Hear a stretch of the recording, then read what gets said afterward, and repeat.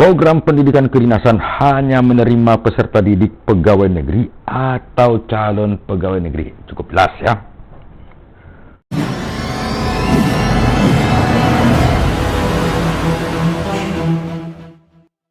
Bertemu kembali di channel TML 57. Salam hangat merdeka. Hari ini kita membicarakan tentang bagaimana status sekolah kedinasan. Karena banyak yang bertanya, kenapa tamatan sekolah kedinasan kok masih nganggur? Ada lagi yang bertanya, kenapa tamatan sekolah kedinasan masuk ke pemerintahan kok harus dites lagi? Nah, mari kita jawab pertanyaan itu. Pertama, kita melihat Undang-Undang Republik Indonesia Nomor 20 Tahun 2003 tentang Sistem Pendidikan Nasional Pasal 29 ya, yang menerangkan pendidikan kedinasan merupakan pendidikan profesi yang diselenggarakan oleh departemen atau lembaga pemerintah non-departemen. Pendidikan kedinasan berfungsi meningkatkan kemampuan dan keterampilan dalam pelaksanaan tugas kedinasan bagi pegawai dan calon pegawai negeri suatu departemen atau lembaga pemerintah non-departemen. Pendidikan kedinasan diselenggarakan melalui jalur pendidikan formal dan non-formal.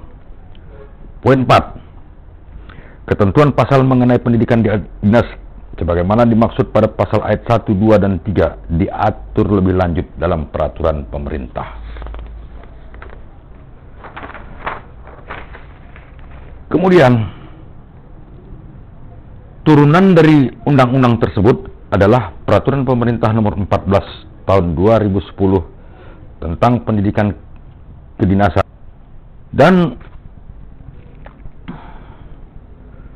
ketentuan umum Bab 1 Ketentuan Umum Pasal 1 ayat 4 berbunyi, peserta didik pendidikan kedinasan adalah pegawai negeri dan calon pegawai negeri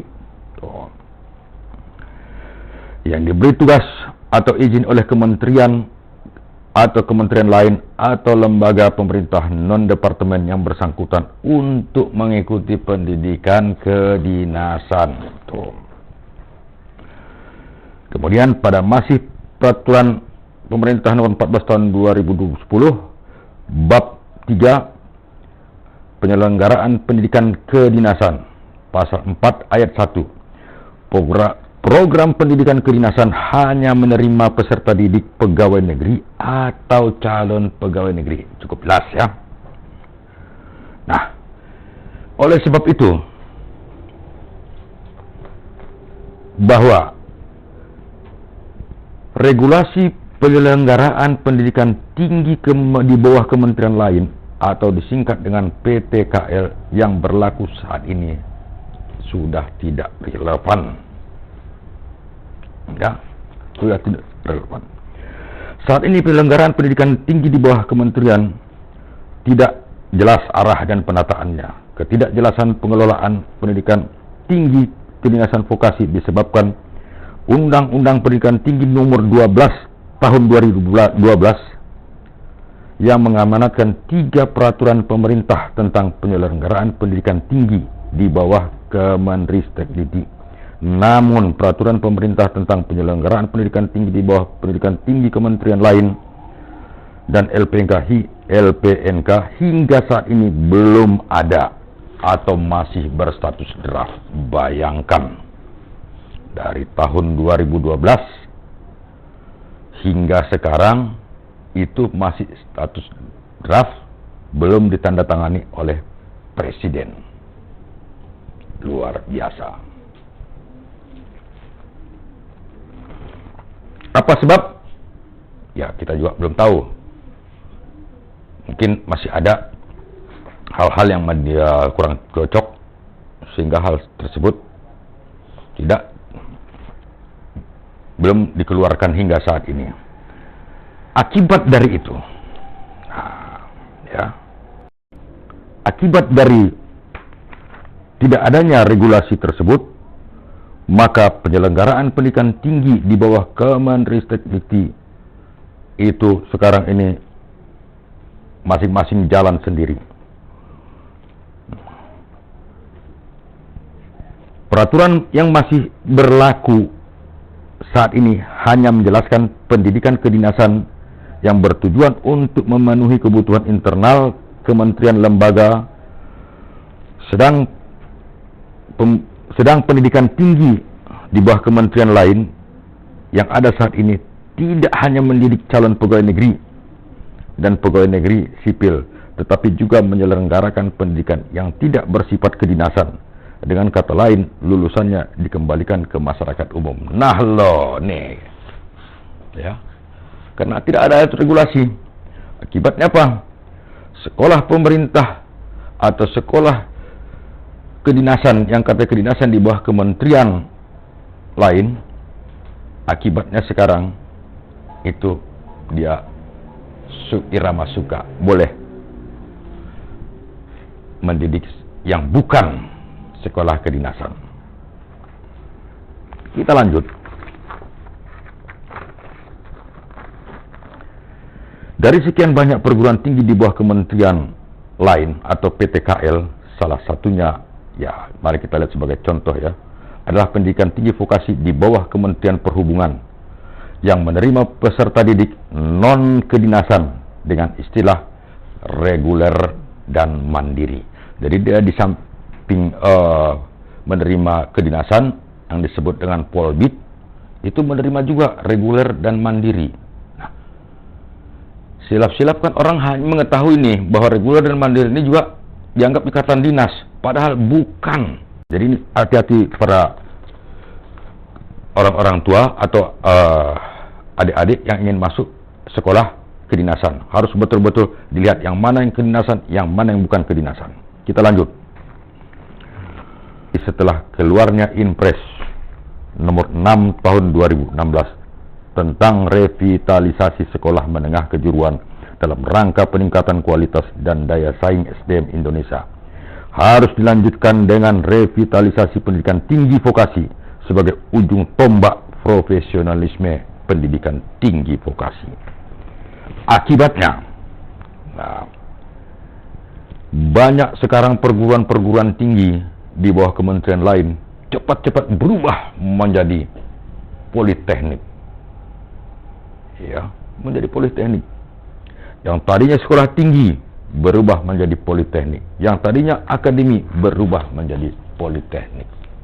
Nah, kita ambil lagi satu contoh kasus. Tadinya sekolah tinggi penerbangan Indonesia, dia berubah menjadi Politeknik Penerbangan Indonesia Curug. Dan yang lainnya dari ATKP, Akademi Teknik Keselamatan Penerbangan, berubah menjadi Politeknik Penerbangan atau yang kita kenal dengan Poltek Bank Medan, Poltek Bank Surabaya, Poltek yang tersebar di seluruh Indonesia. Lanjut. Sebenarnya tujuan perubahan ke politeknik itu bagus, adalah agar dapat melaksanakan pendidikan tinggi vokasi. Namun sangat disayangkan, penyelenggaraan pendidikan tinggi vokasi perguruan tinggi kementerian lain atau di bawah kementerian lain belum sampai pada tahapan link and match kebutuhan industri, sehingga hal ini dapat merugikan peserta didik dan berpotensi pemborosan keuangan negara. Saya ulangi sekali lagi. Akibat dari ini semuanya dapat merugikan peserta didik dan berpotensi pemborosan keuangan negara.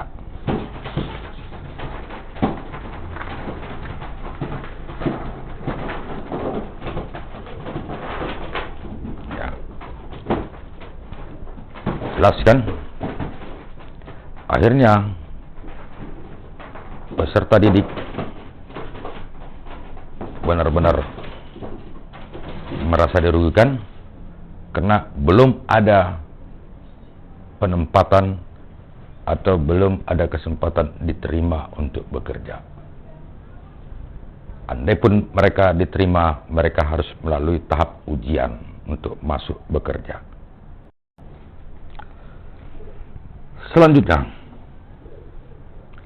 tujuan pendidikan tinggi vokasi juga adalah untuk menyiapkan lulusan dan kecakapan hidup dan berkarir, kecakapan dalam belajar dan berinovasi, serta kecakapan dalam memanfaatkan informasi media dan teknologi, sehingga lulusan perguruan tinggi di bawah kementerian lain tersebut benar-benar menjadi tenaga kerja siap pakai. Lagi-lagi sayangnya, pendekatan tinggi vokasi saat ini masih terlihat bersifat supply and drive. Dalam hal ini, kami yakin pengangkatan Asri Santosa STMT oleh Menteri Perhubungan 2 bulan yang lalu sebagai Direktur PPI Curug adalah untuk revitalisasi atau menghidupkan PPI Curug kembali dari mati surinya. Mengingat Asri Santosa STMT adalah alumni STPI yang sangat memahami STPI dan selalu berinovasi dan mempunyai cita-cita jauh ke depan dalam pembangunan SDM. Sayang, saya belum begitu kenal dengan beliau.